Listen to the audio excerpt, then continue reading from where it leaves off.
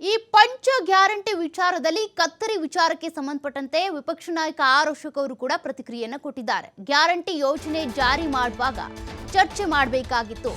ಯೋಜನೆಗಳನ್ನ ಜಾರಿ ಮಾಡೋದಕ್ಕೂ ಮುಂಚೆ ಈ ಚರ್ಚೆ ಆಗಿರಲಿಲ್ಲ, ಆದ್ರೆ ಈಗ ಇದ್ರ ಬಗ್ಗೆ ಚರ್ಚೆ ಮಾಡ್ತಿದ್ದಾರೆ. ಫಲಾನುಭವಿಗಳು ಯಾರು ಅಂತ ಮೊದಲೇ ಗುರುತಿಸಬೇಕಾಗಿತ್ತು. ಈಗ ಆ ಮಾನದಂಡಗಳ ಬಗ್ಗೆ ಚರ್ಚೆ ಮಾಡೋದಲ್ಲ. ಚುನಾವಣೆಗೆ ಗೆಲ್ಲಬೇಕಾಗಿತ್ತು, ಚುನಾವಣೆಯಲ್ಲಿ ಗೆದ್ದು ಬೀಗಬೇಕಿತ್ತು. ಹೀಗಾಗಿ ಜನರಿಗೆ ಮಕ್ಮಲ್ ಟೋಪಿ ಹಾಕಿದ್ರು ಅಂತ ಆರ್ ಅಶೋಕ್ ಅವರು ವಾಗ್ದಾಳಿ ನಡೆಸಿದ್ದಾರೆ. ಬಹಳಷ್ಟು ಜನರಿಗೆ ಈ ಯೋಜನೆ ಇನ್ನೂ ಕೂಡ ಸಿಕ್ಕೇ ಇಲ್ಲ ಅಂತ ಆರ್ ಅಶೋಕ್ ಅವರು ಹೇಳಿದ್ದಾರೆ. ಎಲ್ಲಾ ಮನೆಗೆ ಕರೆಂಟ್ ಬಿಲ್ ಕೊಡೋಕೆ ಶುರು ಮಾಡಿದ್ದಾರೆ. ಅಂದ್ರೆ ಗೃಹ ಜ್ಯೋತಿ ಯೋಜನೆಗೆ ಸಂಬಂಧಪಟ್ಟಂತೂ ಪ್ರಸ್ತಾಪ ಮಾಡಿದ್ದಾರೆ. ಅವರಿಂದ ಅಭಿವೃದ್ಧಿ ಕಾರ್ಯ ಮಾಡೋದಕ್ಕಾಗಲ್ಲ. ಇದೆಲ್ಲದ್ರ ಬಗ್ಗೆ ಮೊದಲೇ ಯೋಚನೆ ಮಾಡಿ ಯೋಜನೆಗಳನ್ನ ಜಾರಿಗೆ ತರಬೇಕಿತ್ತು. ಈಗ ಯೋಚನೆ ಮಾಡಿ ಏನು ಪ್ರಯೋಜನ ಬಂತು ಅಂತ ಆರ್ ಅಶೋಕ್ ಅವರು ಸರ್ಕಾರದ ವಿರುದ್ಧ ವಾಗ್ದಾಳಿ ನಡೆಸಿದ್ದಾರೆ. ಪೈಸಾನು ಎಕ್ಸ್ಟ್ರಾ ಬರಲ್ಲ. ನೋಡಿ, ಗ್ಯಾರಂಟಿ ಮಾಡಿದಾಗ ಚರ್ಚೆ ಮಾಡದೆ ಅವೈಜ್ಞಾನಿಕವಾಗಿ ಮಾಡಿಬಿಟ್ರು.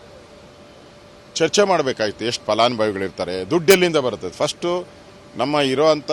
ನಮ್ಮ ಆರ್ಥಿಕ ಸ್ಥಿತಿ ಅವತ್ತಿಗವತ್ತು ಆ ವರ್ಷಕ್ಕೆ ಎಷ್ಟು ಬೇಕೋ ಅಷ್ಟು ಬಿಟ್ಟರೆ ಒಂದು ನಯಾ ಪೈಸಾನು ಎಕ್ಸ್ಟ್ರಾ ಬರಲ್ಲ.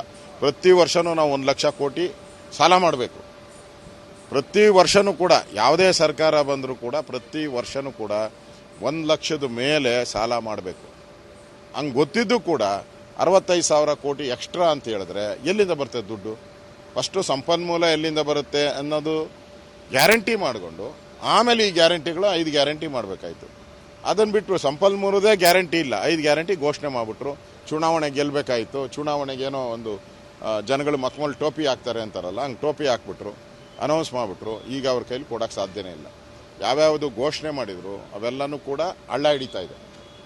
ಭಾಳಷ್ಟು ಜನಕ್ಕೆ ಸಿಕ್ಕೇ ಇಲ್ಲ ಈ ಯೋಜನೆಗಳು. ಭಾಳಷ್ಟು ಜನ ಸಿಕ್ಕೇ ಇಲ್ಲ.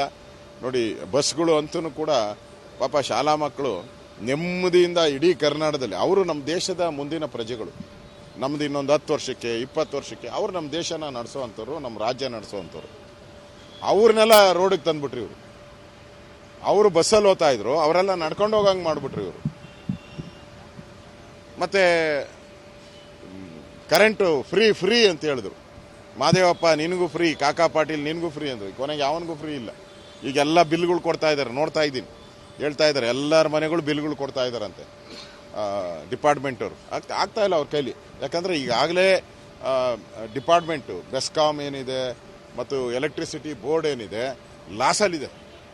30,000-40,000 ಕೋಟಿ ಲಾಸಲ್ಲಿದೆ. ಅದರ ಮೇಲೆ ಇದೊಂದು ಫ್ರೀ ಹಾಕಿದ್ರೆ ಅವರೆಲ್ಲಿಂದ ತರ್ತಾರೆ ದುಡ್ಡು?